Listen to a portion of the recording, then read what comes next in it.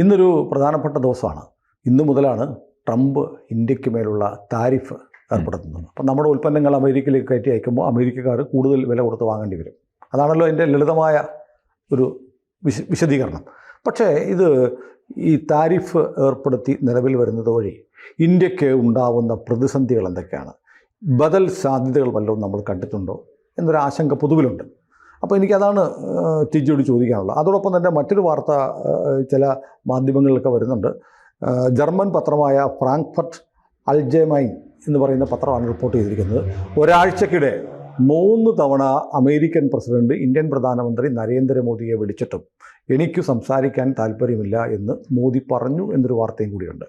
അപ്പോൾ ഒരു പ്രശ്നം സങ്കീർണമാകുന്നത് ഒന്ന് തണുപ്പിക്കാൻ വേണ്ടിയാണോ ട്രംപ് വിളിക്കുന്നത് എന്ന് കേൾക്കാനുള്ള മനസ്സെങ്കിലും മോദി കാണിക്കേണ്ടിയിരുന്നില്ലേ? അല്ല, ഇതിൽ ഇപ്പോൾ താരിഫ് 50% ആക്കി.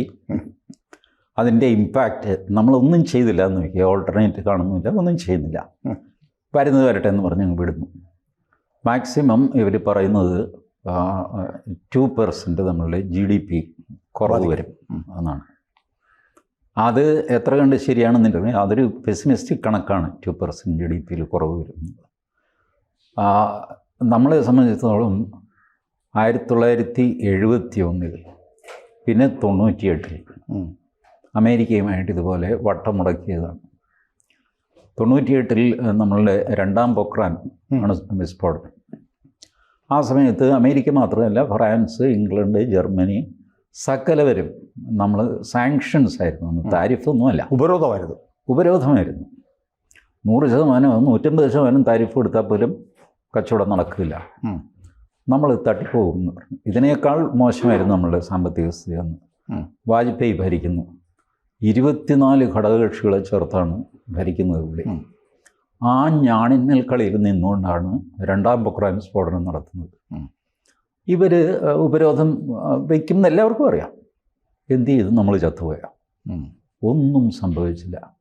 നമ്മൾ ഇന്ത്യ ബോണ്ട്, അതോ ഇന്ത്യ റിസർജൻ ബോണ്ട് എന്ന് മറ്റോ പറഞ്ഞ് വിദേശ നാണയ ശേഖരം വർദ്ധിപ്പിക്കാനായിട്ട് ബോണ്ട് ഇറക്കി. അത് ഫോറിനിലുള്ള ഇന്ത്യക്കാരടക്കം ഓവർ സബ്സ്ക്രൈബ് ചെയ്തു. ഭാരതം പിടിച്ചു നിന്നു. 2000 ആണ്ടായി കഴിഞ്ഞപ്പോൾ ട്രേഡെല്ലാം നോർമലൈസായി. 2005 സിവിൽ ന്യൂക്ലിയർ കരാർ നമ്മളും അമേരിക്കയും തമ്മിൽ ഇടതുപക്ഷം സർക്കാരിന് പിന്തുണ പിൻവലിച്ചു. 2007 ആയപ്പോഴത്തെ ഇടതുപക്ഷം സർക്കാരിന് പിന്തുണ പിൻവലിച്ചു. അങ്ങനെയൊക്കെ അങ്ങ് പോയി. അപ്പോൾ അമേരിക്ക വിരട്ടിയാൽ വിരളേണ്ട ഒരു സ്ഥിതി ആയിരുന്നില്ല അന്ന്. ഇന്ന് അതിലും ശക്തമാണ് ഇന്ത്യ. ഇന്ന് എക്സ്പ്ലിസിറ്റായിട്ട് റഷ്യയും ഇൻഡയറക്റ്റായിട്ട് ചൈനയും നമ്മുടെ കൂടെ നിൽക്കുന്നു. എത്രയോ കാലങ്ങൾക്ക് ശേഷം ചൈനീസ് വിദേശകാര്യമന്ത്രി ഇന്ത്യയിൽ വന്നിരിക്കുന്നു. യൂറിയ നിരോധനം അവരെടുത്തു കളഞ്ഞു. നമ്മൾ ഫ്ലൈറ്റ് നിരോധനം എടുത്തു കളഞ്ഞു. വിസ നിരോധനം മാറ്റി. നമ്മൾ സിംബോളിക്കായിട്ട് ഒരു കപ്പൽ എണ്ണ ചൈനയ്ക്ക് വിറ്റു. റഷ്യയിൽ നിന്ന് വാങ്ങിച്ച് റിഫൈൻ ചെയ്തിട്ട് ചൈനയ്ക്ക് വിറ്റു, സിംബോളിക്കായിട്ട്. നമ്മളും ചൈനയും തമ്മിൽ ഇപ്പോഴത്തെ സ്ഥിതിയിൽ നമ്മൾ പറഞ്ഞിരിക്കുന്നത് അതിർത്തിയിലെ പ്രശ്നം അതുപോലെ നിൽക്കുന്ന നമ്മൾ തമ്മിൽ ഡിസ്പ്യൂട്ടുണ്ട്. ട്രേഡും ഈ ഡിസ്പ്യൂട്ടും തമ്മിൽ ബന്ധമില്ല, ബന്ധം ഉണ്ടാകരുത്. അത് ചൈനയ്ക്ക് സമ്മതമാണെങ്കിൽ ട്രേഡ് കണ്ടിന്യൂ ചെയ്യാൻ ഞങ്ങൾക്ക് സമ്മതമാണ്. ഇപ്പോൾ ചൈനയും ഈ ഒരു രീതിയിൽ അവർക്കും ഒരു യാഥാർത്ഥ്യബോധം വരുന്നു. ഇതിപ്പോൾ സ്വാതന്ത്ര്യം നമുക്ക് കിട്ടിയ കാലം മുതൽ, ചൈനയ്ക്ക് സ്വാതന്ത്ര്യം കിട്ടിയ കാലം മുതലുള്ള ഡിസ്പ്യൂട്ടാണിത്. ഇതിങ്ങനെ എത്ര കാലം ഇത് കൊണ്ടുപോകും? എവിടെയെങ്കിലും ഇത് അവസാനിപ്പിക്കും. ഇത് അവസാനിപ്പിച്ചു കഴിഞ്ഞാൽ 2 രാജ്യങ്ങളുടെയും മിലിറ്ററി ബിൽഡപ്പ് വളരെയധികം കുറയ്ക്കാൻ പറ്റും. അത്രയും പണം നമുക്ക് വികസനത്തിന് ഉപയോഗിക്കാൻ പറ്റും. ഈ ഒരു കാര്യം ആലോചിക്കാൻ ചൈനയോട് നമ്മൾ പലതവണയായിട്ട് പറയുന്നു. ഇപ്പം കുറേശ്ശെ ചൈനയ്ക്കും അത് ബോധ്യമായിട്ട് വരുന്നുണ്ട്. ഈ മസിൽ പിടിച്ചിട്ട് വലിയ കാര്യമില്ല. 1962 ഇന്ത്യ അല്ല ഇപ്പോഴത്തെ ഇന്ത്യ. ഇന്ത്യയുടെ 1 ഇഞ്ച് സ്ഥലം ഇനിയിപ്പോൾ ചൈനയ്ക്ക് പിടിക്കാൻ സാധ്യമല്ല. പിടിച്ചാൽ അത് അസാമാന്യമായ കലഹത്തിൽ കലാശിക്കും. ആരോടും യുദ്ധം ചെയ്യാൻ ഇന്ത്യക്ക് യാതൊരു മടിയുമില്ല. ആ യുദ്ധമല്ല, ബുദ്ധനാണ് വേണ്ടതെന്നൊക്കെ പറയുമെങ്കിലും ബുദ്ധൻ വേണ്ടാന്നൊരുത്തും പറഞ്ഞു കഴിഞ്ഞാൽ യുദ്ധത്തിന് നമുക്ക് യാതൊരു മടിയുമില്ലാത്ത അത്രയ്ക്ക് പ്രിപ്പയർഡായിട്ട് നമ്മൾ നിൽക്കുകയാണ്. അപ്പോൾ ഈ അവസ്ഥയിൽ അമേരിക്കയ്ക്ക് ഈ പറയുന്ന മാതിരി പേടിപ്പിക്കലൊന്നും നടക്കില്ല. ഫോൺ കോൾ, ജർമ്മൻ പത്രം 4 ഫോൺ കോൾ എന്നാണ് പറഞ്ഞത്. ടൈംസ് ഓഫ് ഇന്ത്യയൊക്കെ റിപ്പോർട്ട് ചെയ്തിട്ടുണ്ട്. വേറൊരു ന്യൂസ് ഏജൻസി ഡൽഹിയിൽ ഇന്നലെ ഞാൻ TV ചർച്ചകളിൽ കണ്ടു, അവരന്വേഷിച്ചു ഇങ്ങനൊരു സംഭവം ഉണ്ടോ, 4 തവണ വിളിച്ചു, നിങ്ങൾ അറ്റൻഡ് ചെയ്തില്ല, ഇങ്ങനൊരു സംഭവം ഉണ്ടോ എന്ന് ചോദിച്ചപ്പോൾ നമ്മുടെ ആൾക്കാർ കൊടുത്ത ഔദ്യോഗിക മറുപടി നോ കമൻസ് എന്നാണ്. വിളിച്ചെന്നോ വിളിച്ചില്ലെന്നോ പറയാതെ നോ കമൻസ്. അപ്പോൾ എന്തുകൊണ്ട് അതിനകത്ത്? അപ്പോൾ ഏകദേശം അത് സത്യമാണെന്ന് സാരം. ഈ ഫോണിൽ വിളിച്ചിട്ട് എന്താ ചെയ്യുക ട്രംപിൻ്റെ അടുത്ത്? ട്രംപ് ഒരു വെൽ മാനേർഡായിട്ട് അല്ലെങ്കിൽ സിവിലൈസ്ഡ് ആയിട്ട് സംസാരിക്കുന്ന ആളല്ല എന്ന് ഇത്തവണ അധികാരത്തിൽ വന്നതിന് ശേഷം പലതവണ പുള്ളി തെളിയിച്ചു. പലരുമായിട്ടും പുള്ളി ഡീലുണ്ടാക്കി, അതിൻ്റെ കൂടെ അവരെ ചീത്തയും പറഞ്ഞു. ഡീലിൻ്റെ കൂടെയുള്ള മസാല ദോശയുടെ കൂടെയുള്ള ഉഴുന്നോടെ പോലെയാണ് ഇയാളുടെ തെറി. തെറി ആരെയും പിടിക്കും. തെറി കേൾക്കാൻ മോദി തയ്യാറല്ല. ഒരു സ്ട്രീറ്റ് ഫൈറ്റിന് മോദി തയ്യാറല്ല. ഫോണിൽ സംസാരിച്ചിട്ട് കാര്യമില്ല. പിന്നെ മോദി സർക്കാരിൻ്റെ ഒരു ഡിസിപ്ലിനുണ്ട്. ഇപ്പോൾ ഡിഫൻസ് കാര്യങ്ങൾ, അത് അമേരിക്കയുമായിട്ടുള്ള ഡീലിങ്സ് ആണെങ്കിലും മറ്റാരുമായിട്ടുള്ള ഡീലിങ്സ് ആണെങ്കിലും ശ്രദ്ധിച്ചിട്ടുണ്ട്. രാജ്നാഥ് സിംഗ് അവിടെ പോകും, സംസാരിക്കും, ചെയ്യും. ബാക്കി വിദേശ നയത്തിലെ പ്രശ്നങ്ങൾ ജയശങ്കർ പോകും, അല്ലെങ്കിൽ അജിത് ഡോവൽ പോകും, സംസാരിക്കും, അത് ഫൈനലൈസ് ചെയ്യും. അതല്ലാതെ ഇതെല്ലാം കൂടെ ചേർത്ത് അവിയലായിട്ട് എല്ലാം കൂടെ ട്രംപ് തന്നെ അങ്ങ് പറയുക, ഈ പരിപാടി ഭാരതത്തിനില്ല. ഇവർ തമ്മിൽ സംസാരിച്ച് ഉറപ്പിച്ച കാര്യങ്ങൾ ഫോർമലൈസ്ഡ് ആയിട്ട് സംസാരിക്കാനായിട്ടൊരു സമ്മിറ്റ് എന്നുള്ള നിലയ്ക്കാണ് നരേന്ദ്രമോദി പോകാറുള്ളത്. അല്ലെങ്കിൽ ഫ്രഷായിട്ടൊരു ബന്ധം തുടങ്ങാൻ. അത് പോയിട്ട് ആ ബന്ധം തുടങ്ങി ഒന്നത് പ്രൈം ചെയ്യുക എന്ന് പറയില്ല, മെഷീനൊക്കെ ഇങ്ങനെ കറക്കി ഒന്ന്, അത് കഴിഞ്ഞിട്ട് മോദി തിരിച്ചു വരും. പിന്നെ ഇവരുടെ ജോലിയാണ്. വീണ്ടും മോദി അവിടെ പോകണമെങ്കിൽ അതൊരു സമ്മിറ്റ് മീറ്റിംഗ് ആയിരിക്കും. ചില കാര്യങ്ങൾ തീരുമാനിച്ചു, ഉറപ്പിച്ചു, ധാരണയിലെത്തി. ആ ധാരണാപത്രം ഒപ്പിടാനായിട്ട് സെറിമോണിയസ് ഡീലിംഗ് ആണത്. ഓൾറെഡി കാര്യങ്ങളൊക്കെ സംസാരിച്ച് കഴിഞ്ഞു. ഇതാണ് ഭാരതത്തിൻ്റെ എക്കാലത്തെയും സ്റ്റൈൽ, കുറഞ്ഞ പക്ഷം മോദി വന്നതിന് ശേഷമുള്ള സ്റ്റൈൽ. അല്ലാതെ മോദി പേഴ്സണലി 50% താരിഫ്, 28% താരിഫ്, നമുക്കൊരു കാര്യം ചെയ്യാം, മറ്റേതിന് താരിഫ് വേണ്ട, ഇതിനായിക്കോട്ടെ, ഇങ്ങനെ മോദി സംസാരിക്കാറില്ല. ഒന്ന്, സംസാരിക്കാനുള്ള എക്സ്പെർട്ടീസും പ്രധാനമന്ത്രിക്കില്ല. ഒരു കാര്യത്തെപ്പറ്റി നമ്മൾ ഇന്ന കാര്യത്തിന് ഇത്ര ഡ്യൂട്ടി എന്ന് പറയുമ്പോൾ അതിൻ്റെ ഇംപ്ലിക്കേഷൻസ് എത്ര വരും എന്നൊക്കെ ഇമ്മീഡിയറ്റ് അറിയണ്ടേ. അത് ഈ ഫീൽഡിൽ ജോലി ചെയ്തുകൊണ്ടേയിരിക്കുന്ന ഉദ്യോഗസ്ഥന്മാർക്കും ഈ പറഞ്ഞ പീയൂഷ് ഗോയലിനുമൊക്കെ അതറിയുള്ളൂ. അപ്പോൾ അതുകൊണ്ട് അവർ സംസാരിച്ച് അവർ സംസാരിക്കുന്നത് അവർക്ക് വായി തോന്നുന്നതല്ല അവർ പറയുന്നത്. അവർ ഡിസ്കസ് ചെയ്ത് എല്ലാം ടോപ്പിൽ നിന്നുള്ള സാങ്ഷൻ വാങ്ങിച്ചിട്ട് അവർ സംസാരിക്കും. അപ്പോൾ എന്നിട്ടൊരു ധാരണയിൽ എത്തിക്കഴിഞ്ഞിട്ട് പിന്നെ ട്രംപ് മോദി മീറ്റിംഗ് ആവാം. അതല്ലാതെ ഈ സെലൻസ്കി ഇവരെയൊക്കെ ചീത്ത പറഞ്ഞ പോലെ മോദിയെ നേരിട്ടോ ഫോണിലോ ചീത്ത കേൾക്കാൻ മോദി തയ്യാറല്ല. അതാണ് ഈ ഫോൺ എടുക്കാത്തത്. മോദി സിവിലൈസ്ഡ് ആയിട്ട് ഇതിനു മുമ്പും ആൾക്കാർ പറഞ്ഞല്ലോ, ആ കാനഡയിൽ G7 മീറ്റിന് പോയി കഴിഞ്ഞപ്പോൾ 35 മിനിറ്റ് മോദി ഫയർ ചെയ്തു ട്രംപിനെ എന്നൊക്കെ പറഞ്ഞു. അങ്ങനെ ചെയ്യുമെന്ന് സുനിലിന് തോന്നുന്നുണ്ടോ? മോദി ഫോൺ എടുത്തിട്ട് അപമര്യാദയായിട്ട് സംസാരിക്കുന്ന ആളല്ല. 1-to-1 കിട്ടിയെന്ന് വിചാരിച്ചിട്ട് ഒരാളിനെ ചീത്ത പറയുന്ന ആളല്ല. അത് നമുക്ക് എത്രയോ കാലമായിട്ട്, പുള്ളി ഗുജറാത്ത് മുഖ്യമന്ത്രി ആയിരുന്ന കാലം മുതൽ അറിയാം. പുള്ളി പരസ്യമായിട്ടോ രഹസ്യമായിട്ടോ പൊട്ടിത്തെറിക്കാറില്ല. ഇപ്പോൾ അസാമാന്യ ദേഷ്യം ഉള്ളിൽ വരുന്നുണ്ടാവും, പക്ഷേ പുള്ളി ഒരിക്കലും ആരോടും ഇന്ന് വരെ പൊട്ടിത്തെറിച്ച് ചരിത്രമില്ല. ഒരു പരദൂഷണമായിട്ട് പോലും ഡൽഹിയിലെ കോറിഡോറിലെ വിവരങ്ങളൊക്കെ കുറച്ച് ഞാൻ മണത്ത് പിടിച്ചൊക്കെ എടുക്കും. അതിലൊന്നുപോലും ഒരിടത്തും മോദി പൊട്ടിത്തെറിച്ചൊന്നും ഞാൻ കേട്ടിട്ടില്ല. അങ്ങനെ ചെയ്യാറില്ല.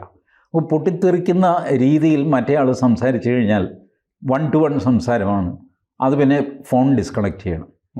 അത് അടുത്ത പ്രശ്നമാകും. അതെ, ട്രംപിൻ്റെ ഫോൺ കട്ട് ചെയ്തു എന്നാവും അടുത്ത ഭാഗം. വേണ്ട, എടുക്കണ്ട. മാത്രമല്ല, ഇപ്പം എന്ത് പറയാനാണ് ഈ ലാസ്റ്റ് മിനിറ്റിൽ? നമ്മളെപ്പറ്റി പറയാവുന്നതെല്ലാം ട്രംപ് പറഞ്ഞു കഴിഞ്ഞു. കഴിഞ്ഞ C വിദ്വാൻ പറഞ്ഞത് എന്താ? 7 വിമാനങ്ങൾ വെടിവെച്ചിട്ടു. ആരുടെ? അതില്ല. അത് മാത്രം പറയും. നമ്മൾ പാകിസ്ഥാൻ്റെ ആണോ, പാകിസ്ഥാൻ നമ്മുടെയാണോ? അതില്ല. ഇതൊക്കെ ഒരു രാഷ്ട്രത്തലവന് പറയാൻ കൊള്ളാമോ? ഒന്നുമില്ല, നിങ്ങൾ പറയുക, പ്ലെയിനായിട്ട് പറയുക, പാകിസ്ഥാൻ ഇന്ത്യയുടെ വിമാനം വെടിവെച്ചിട്ടു, അല്ലെങ്കിൽ ഇന്ത്യ പാകിസ്ഥാൻ്റെ വിമാനം വെടിവെച്ചിട്ടു എന്ന് പറയും. അതുപോലെ ഞാനാണ് ഈ സമാധാനം ഉണ്ടാക്കിയത് 28 തവണയായിട്ട് പറയുന്നു. നമ്മുടെ ആൾക്കാർ തിരിച്ചു പറയുന്നു നിങ്ങളല്ല പാർലമെന്റിൽ നേരിട്ട്. അതിലും മോദി ഇതുവരെ മിണ്ടിയിട്ടില്ല. അങ്ങനെ മിണ്ടാതിരുന്നതിന് സമാധാനത്തിൻ്റെ നോബൽ സമ്മാനം മോദിക്ക് കൊടുക്കേണ്ടതാണ്. അതെ അതെ. പക്ഷേ ഈ മനുഷ്യൻ ഈ അൺസിവിലൈസ്ഡ് ആയിട്ട് സംസാരിച്ചാൽ എന്ത് ചെയ്യും? There is no guarantee of. ഇന്നൊരു വാർത്ത കണ്ടു, അതായത് ഈ തിരുപ്പൂര് നമ്മുടെ ഒരു ടെക്സ്റ്റൈൽ ഹബ്ബാണല്ലോ, അവിടെ നിന്ന് 15,000 കോടിയുടെയോ അങ്ങനെ ഒരു ഹ്യൂജ് എമൗണ്ട്, ഫിഗർ ഞാൻ എക്സാക്റ്റ് ഓർക്കുന്നില്ല, അത്രയും വലിയ തോതിലുള്ള ടെക്സ്റ്റൈൽ ഉൽപ്പന്നങ്ങൾ, ഗാർമെൻറ്റ്സ് US പോകുന്നുണ്ടായിരുന്നു. അപ്പോൾ ഇന്ത്യൻ വിപണിയിലേക്ക് ഇപ്പോൾ കിറ്റക്സിൽ സാബു ജേക്കബ് പറഞ്ഞു, അവരുടെ ലിറ്റിൽ സ്റ്റാർ എന്ന് പറഞ്ഞ അമേരിക്കയിൽ മാത്രം കൊടുത്തുകൊണ്ടിരുന്ന ഒരു പ്രോഡക്റ്റ്, അത് 1000 കോടി രൂപയുടെ പ്രോഡക്റ്റ് ഈ വർഷം ഇന്ത്യ വിൽക്കാൻ പോവാണ്.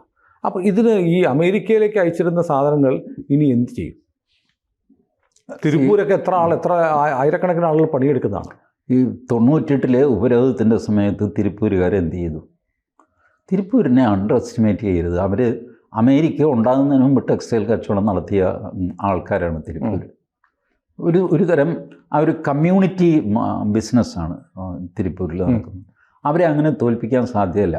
അമേരിക്ക വാങ്ങിച്ചില്ലെങ്കിൽ വാങ്ങുന്ന സ്ഥലത്തേക്ക് ഉപയോഗിക്കും. നമ്മൾ എത്രയോ രാജ്യങ്ങളുമായിട്ട് ചെറിയ രാജ്യങ്ങൾ, എന്താ ട്രിനിഡാഡ് ആൻഡ് ടൊബാഗോ, ഇങ്ങനൊരു രാജ്യം സുല്ല് കേട്ടിട്ടുണ്ട് ഇതിനു മുമ്പ്. പ്രധാനമന്ത്രി വിസിറ്റ് ചെയ്തു, പോയപ്പോഴാണ് നമ്മൾ അറിയുന്നത്. കോങ്കോയിൽ പോയി കണ്ടാ പേടിയാകുന്ന ആൾക്കാരുണ്ട്, അസാമാന്യ സൈസും കറുത്തൊക്കെ ഉള്ള ഇവർ. അപ്പം അവരുമൊക്കെ ആയിട്ട് ഡീൽ ചെയ്തു, ആ രാജ്യങ്ങളുമൊക്കെ ആയിട്ട് കരാർ എഴുതുക. ഇങ്ങനെ ചെയ്തിട്ട് ചെറിയ രാജ്യം, സകല രാജ്യങ്ങളും, ബ്രൂണൈ സുൽത്താനെ പോയി കാണുക. നാളിതുവരെ ഇന്ത്യൻ പ്രധാനമന്ത്രി പോയിട്ടില്ല. ചെറിയൊരു ദ്വീപം 10 കാശുമൊക്കെ ആയിട്ട് ആ സുൽത്താനോട് സുഖമായിട്ട് കഴിയണം. ഇരിക്കട്ടെ, സുൽത്താനുമായിട്ടൊരു കണക്ഷൻ, നമുക്കൊരു അത്യാവശ്യം വന്നു കഴിഞ്ഞാൽ സുൽത്താനെ ഒന്ന് വിളിക്കാമല്ലോ. അതുകൊണ്ട് നമ്മളെല്ലാവരുമായിട്ട് നെറ്റ്വർക്ക് ചെയ്ത് നിർത്തിയിരിക്കുക. ഇപ്പോൾ മോദി ഫോണിൽ സംസാരിച്ചില്ല. ബ്രസീൽ എന്ത് കുറ്റം ചെയ്തിട്ടാണ് അവർക്ക് 50% താരിഫ്? എന്ത് ചെയ്തിട്ടാണ്? സിറിയ പാവങ്ങളാണ്, അതാണ് ഉപരോധം കഷ്ടമായി പോയി എന്നൊക്കെ പറഞ്ഞിട്ട് അവസാനം താരിഫ് അടിച്ചപ്പോൾ 41% ഇവർക്ക്, സിറിയയ്ക്ക്. ഇപ്പോൾ ഒരു ലോജിക്കുമില്ലാതെ ട്രംപ് അങ്ങ് പെരുമാറുന്നു. ട്രംപിന് ഇപ്പോൾ ഈ ശരിക്കും പറഞ്ഞാൽ ഭാരതം ഇത്ര വലുതായത് ട്രംപിന് പിടിച്ചിട്ടില്ല. അതാണ് ഫീഡ്ബാക്ക് എടുത്ത് നോക്കിക്കഴിയുമ്പോഴാണ് ഇവൻ ഇത്ര വലുതായോ.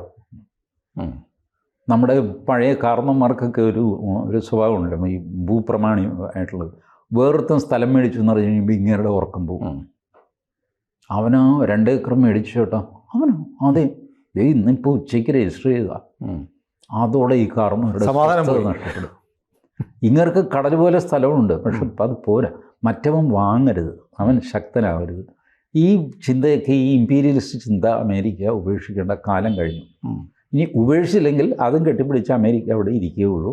നമ്മൾ നമ്മുടെ പാട്ടിന് പോകും. അല്ല, നമുക്ക് വിലക്കയറ്റം ഉൾപ്പെടെ അല്ലെങ്കിൽ തൊഴിലില്ലായ്മ ഉൾപ്പെടെയുള്ള പ്രശ്നങ്ങൾ ഉണ്ടാകുമോ? I don't think so. കാരണം നമ്മളുടെ സൈസ് എത്രയാണ്, അസാമാന്യമായ ഇപ്പോൾ തിരുപ്പൂരിലുണ്ടാക്കുന്ന തുണിത്തരങ്ങൾ ഇന്ത്യക്കുള്ളിൽ വിറ്റാൽ തന്നെ തികയാതെ വരും. അത്രയധികം വലിയ മാർക്കറ്റാണ് നമ്മൾ. പല ആൾക്കാരും എക്സ്പോർട്ട് ചെയ്യാത്തത് എക്സ്പോർട്ടിനേക്കാൾ എളുപ്പമാണ് ഇന്ത്യക്കുള്ളിൽ വിറ്റ് തീർക്കുക. അതെ അതെ. അല്ല, മാത്രമല്ല ഒരു സാധ്യതയുണ്ട്, ബംഗ്ലാദേശിലെ ടെക്സ്റ്റൈൽ ആണല്ലോ ബംഗ്ലാദേശിൻ്റെ ഗാർമെൻറ്റ് ഇൻഡസ്ട്രി ആണല്ലോ പ്രധാനപ്പെട്ട വരുമാനം. അതിപ്പോൾ നമ്മൾ വാങ്ങുന്നില്ല. അപ്പോൾ ഇവിടെ ഒരു വലിയ മാർക്കറ്റ് ഉണ്ട് ഇപ്പോൾ. മാത്രമല്ല ഈ ബംഗ്ലാദേശിന് ടെക്സ്റ്റൈൽ മാർക്കറ്റ് എന്നൊക്കെ പറയാം, അവർക്ക് പഞ്ഞി കൊടുക്കുന്നത് നമ്മളാണ്. ഈ പഞ്ഞി കൊടുക്കുന്നില്ല എന്ന് തീരുമാനിച്ചു കഴിഞ്ഞാൽ ബംഗ്ലാദേശ് 4 ദിവസം കൊണ്ട് അവർ വിഷമിക്കാൻ തുടങ്ങും. അവരുടെ ഉണ്ട് പഞ്ഞി, ഇല്ല എന്നിട്ടല്ല, ബട്ട് അവർ വിഷമിക്കും. ഇപ്പോൾ എല്ലാം ഇൻ്റർ കണക്റ്റഡാണ്. അതുകൊണ്ട് ചുമ്മാ അങ്ങ് അമേരിക്ക നേടിക്കളയും എന്നൊക്കെ പറയുന്നത് വെറുതെയാണ്. കാനഡയ്ക്ക് 35% മറ്റായിരുന്നു കാനഡയുടെ താരിഫ്. എന്ത് ചെയ്തു? ഇംഗ്ലണ്ട് നമ്മളുമായിട്ട് ഫ്രീ ട്രേഡ് എഗ്രിമെൻ്റ് വെച്ചു, അമേരിക്ക ഈ കണ്ണുമിഴിച്ച് നിൽക്കുന്ന സമയത്ത്. So it's not going to work. സാങ്ഷനും താരിഫും നമ്മുടെ ഈ വർത്തമാനം ഈ പ്രേക്ഷകർ ആവശ്യപ്പെട്ട ഗാനം എന്ന് പറയുന്ന പോലെ പ്രേക്ഷകർ ആവശ്യപ്പെട്ടൊരു വർത്തമാനമാണ്. കാരണം പലരും എന്നോട് പറഞ്ഞു, TG വരുമ്പോൾ TG ആയിട്ട് ഈ താരിഫ് നമ്മളെ എങ്ങനെ ബാധിക്കുന്നു എന്നൊരു വീഡിയോ കാണും. ഒന്നും സംഭവിക്കാൻ പോകുന്നില്ല. ഇന്ത്യൻ വ്യവസായികൾ ഇന്ത്യൻ വ്യാപാരികൾ അവർ they are smart enough in selling anywhere in the world. ഈ മറ്റേ ഐസ് നിറഞ്ഞു കിടക്കുന്ന എസ്കിമോകൾക്ക് റെഫ്രിജറേറ്റർ വിൽക്കുന്ന ആൾക്കാരാണ് ഇന്ത്യക്കാർ. അതുകൊണ്ട് വെറുതെ ഒന്നും കാരണം 98-ൻ്റെ ഉദാഹരണം എടുത്താൽ മതി. നമ്മൾ ഈ അനുഭവത്തിലൂടെ കടന്നു വന്ന ആൾക്കാരാണല്ലോ, അല്ലാതെ ഇതൊരു സാങ്കല്പികമായ കാര്യമൊന്നുമല്ല. ഏതായാലും ഭാരതം ഇതും മറികടക്കും. ഇപ്പോൾ ഉപരോധം അതിജീവിച്ച ആൾക്കാർക്ക് താരിഫ്. അതെ. അപ്പോൾ ഒരു ജയ് ഹിന്ദ് പറഞ്ഞ് നമുക്ക് അവസാനിപ്പിക്കാം. യെസ്. കൂടുതൽ വാർത്തകളും വിശേഷങ്ങളും നിങ്ങളിലേക്ക് എത്താൻ ABC മലയാളം സബ്സ്ക്രൈബ് ചെയ്യുക, ബെൽബട്ടനും അമർത്തുക.